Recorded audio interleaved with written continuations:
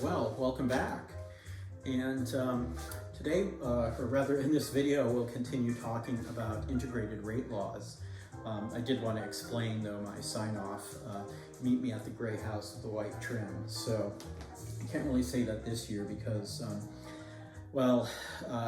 my family likes to vacation on Nantucket. I have a lot of relatives back in the Boston area, so Nantucket's an island off the coast of Cape Cod, Massachusetts, and the houses there are all made with like a shingle siding. It's actually in the rules that if you build a new house, it has to have this wooden shingle siding, and the shingles weather over time because, you know, it's an island, it's 20 miles out in the ocean, and they turn this kind of silver gray color. So if you told someone on Nantucket, meet me at the gray house with the white trim, all of the houses are gray with white trim. So anyway, I always thought it was a kind of fun thing to say. All right, but let's go ahead and actually get talking about chemistry here. Now, in the last video, I talked about integrated rate laws, how they are different than differential rate laws. I mean, in addition to the whole, you know, differential has a delta concentration over delta T, but it's different data. They're looking at different things. So the differential rate law was concentration versus rate, or rate versus concentration, and the integrated rate law is concentration versus time. So differential rate laws typically set up several different conditions, initial conditions, and measure the rate in several different experiments. For an integrated rate law, it's one experiment with decreasing concentration, and your other data is time, increasing time. So let's take a look at the second order rate laws here.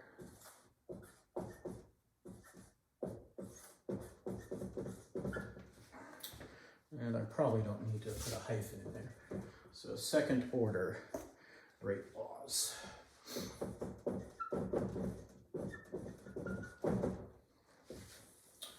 So our rate law, or differential rate law, is minus delta A over delta T. And again, this is our hypothetical A reacts to form B reaction. And that's going to equal K times A, concentration of A squared. Second order, there's my exponent. So the integrated rate law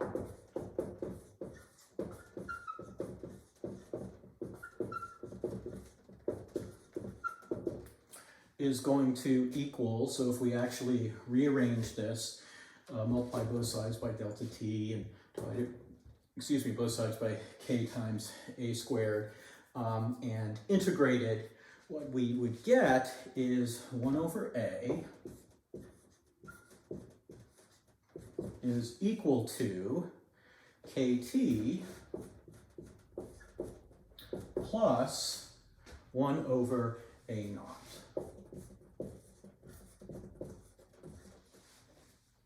Okay, and our, I'll get to half-life in just a minute. So again, we've got a formula that has the form of y equals mx plus b. And the reason why we do this is so you can plot things easily. I mean, in this day and age, you know, you can plot things on a computer and fit them to exponential curves and stuff and decreasing. I did that in grad school, and maybe even as an undergrad. Yeah, as an undergrad. I fit things to stretched exponentials and biphasic. You have two different slow and fast processes with exponential growth rates. And, you know, I actually kind of enjoy that stuff, but I wouldn't I? Anyway, this is a lot easier to plot. You could do this just with, you know, pencil and paper, I mean, graph paper and a pencil and a ruler. Or you can do it easily on Excel or even Google Sheets. And we'll actually do some plotting of concentration versus time data and natural log of concentration versus time data when I go through what would have been the iodine clock kinetics lab. But anyway, so yeah, 1 over A is going to be a line with respect to t. So if you plot 1 over a versus t, you'll have a line. So the natural log of a versus t, you'd have a line, it would have a negative slope. And 1 over a versus t, you'd have a line with a positive slope. So if you don't know, based on the concentration versus time data, if you can't tell based on that what you have, then you can plot it. And you'll plot actually concentration versus time, natural log of concentration versus time, and 1 over concentration versus time, and see which one gives you a straight line. If it's 1 over concentration versus time, if that's a straight line, you've got second order. Now for half-life, our expression is going to be t1/2. So our half-life is equal to 1 over the rate constant times a naught. Now notice that this depends on the initial concentration. So if you have a high initial concentration, you'll have a big number here, so you're dividing 1 by a big number, so t will be small, or sorry, the half-life will be small. As the reaction progresses, your concentration decreases. So comparing later time points, your A naught would be smaller, so you'd have a bigger half-life. So half-life increases as reaction progresses. And we'll do some examples of those in the next workshop as well. But yeah, that's kind of an important thing. And so this is actually a little way to, it's kind of a shortcut. If you have concentration versus time data, and your data are such that you can tell if the half-life is getting longer or if it's staying the same, you can figure out which order you have. Because if you have a constant half-life, you know it has to be first order. So you don't even need to plot natural log of concentration versus time. If you're sure you have a constant half-life, you know it's first order. If you're sure that your half-life is increasing, then you're pretty sure it's second order. Conceivably, it could be third order or higher, but if you plot 1 over a versus time, you'll get a straight line to confirm that it's second order. All right, there's another order of reaction that I haven't talked about yet, so I'll let you guys pause for a minute and copy this down. Okay, and the order of reaction I haven't talked about yet, no, it's not third order. It's zero order.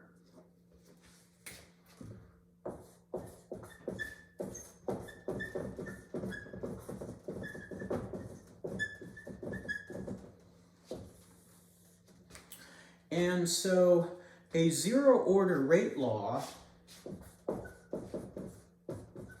would be as follows. Our rate equals k times a to the 0 power, but anything to the 0 power is 1, so our rate just equals k, a rate constant.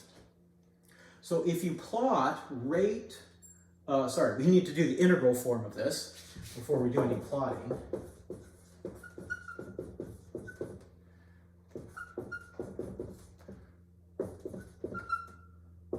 And let me just expand this just a sec here. I always want to write minus delta A over delta T. It's a good idea to write out what your rate expression is. That equals K times A to the 0 power, which just equals K. There's a lowercase k there. All right, so the integrated rate law is simply A equals KT plus A naught. So you start at A naught and then your concentration of A, and you're just going to get a linear decrease. So if you plot concentration versus time, and it's a line, then you've got a zero order reaction. Half-life is going to have the following. The half-life is going to equal the initial concentration, A naught, over 2K. So now, if you see that your half-life is increasing as, if your half-life is decreasing as time goes on, you know it's zero order. So we'll say your half-life decreases as reaction progresses. Okay, and again, if we have a big starting amount, then long half-life. As the reaction goes, and we compare later data points, our later amounts are smaller, so the half-life is going to decrease as the reaction progresses. So constant half-life, first order. Increasing half-life is second order, decreasing half-life is zero order. Or we can also look at just plotting data, and concentration versus time will give you a line for zero order reactions. All right, so let me erase this, and I'm going to actually summarize all of that. And we'll go ahead.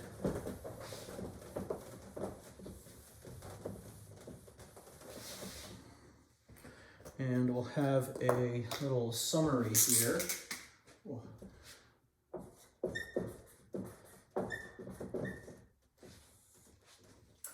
Okay, so let's see, how do I want to do this? Let's do,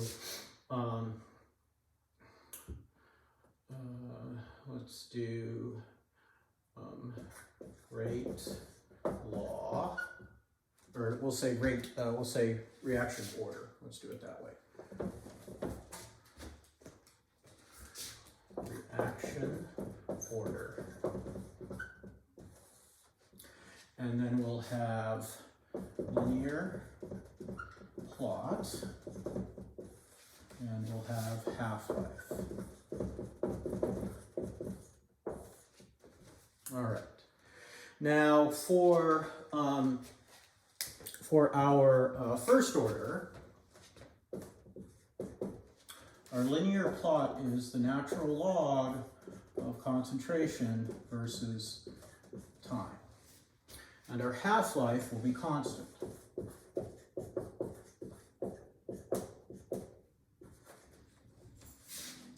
For second order, our plot is 1 over A versus T. So 1 over concentration versus time gives us a line for second order. And our half-life is increasing as the reaction proceeds. And then for zero order, our linear plot is simply concentration versus time, and our half-life is decreasing. Okay, so that's the summary of how to tell these guys apart. So depending on the data that you have, you can always do plots and figure out what you've got. Or if you can figure out the half-life, and if it's staying the same, increasing or decreasing as the reaction progresses, you'll be able to figure out which order of reaction you have. And I'll show you how to do this actually in the next workshop. Let's see. The only other thing to maybe talk about is what are called pseudo first order reactions. So yeah, you know, the summary I think is kind of helpful, and believe it or not, it's actually the first time I've written down a summary like this for 1B. So I'll let you copy it down. All right, and then we'll do one last bit before end of the video, and that is going to be reactions with more than one reactant.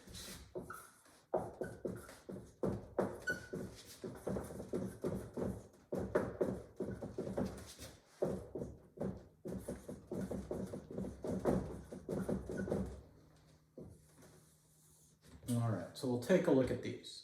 So let's just say, as an example, we have the following equation. We've got BrO3 minus aqueous plus 5Br minus aqueous plus 6 protons, and those react to give 3Br2 plus 3H2O.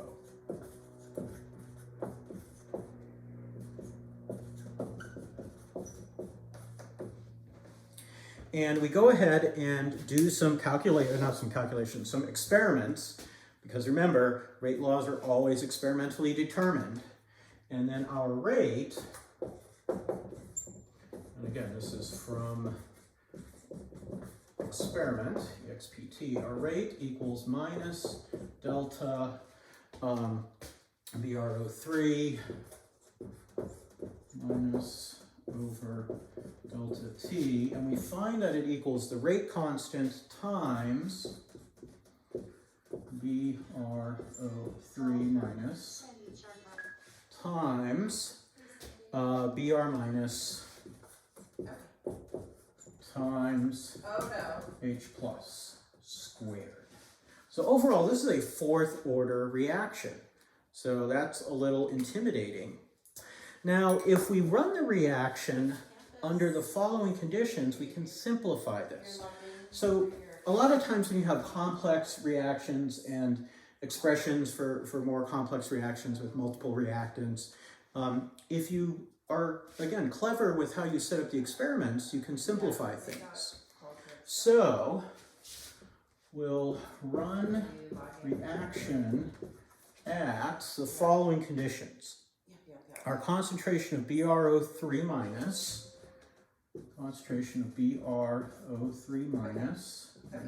equals 1.0 times 10 to the minus 3 molar. And then concentration of Br minus initial equals our concentration of protons initial equals 1.0 molar. So under these conditions, all the BrO3 minus would react, and barely any of Br minus and H plus would react. We'd still have pretty close to 1 molar. So the concentrations of Br minus and H plus are essentially unchanged. Thus our rate becomes the following. Our rate is going to equal, normally it would be K times Br minus times H plus times BrO3 minus. Well, if these guys are constant, I can just call this K prime. It's not a very good prime there, is it? Let's make that a little bit better. We'll call this K prime.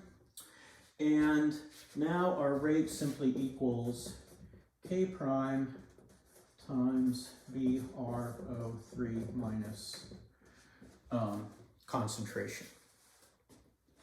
Okay, and you can, then measure this, and that gives you K prime. And since you know these concentrations, because we set those up to not change much, you can then back calculate K as well. We call this pseudo first order.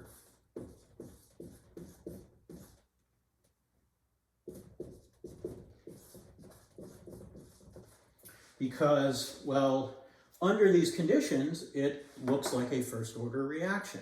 And yet, it isn't really a first order reaction.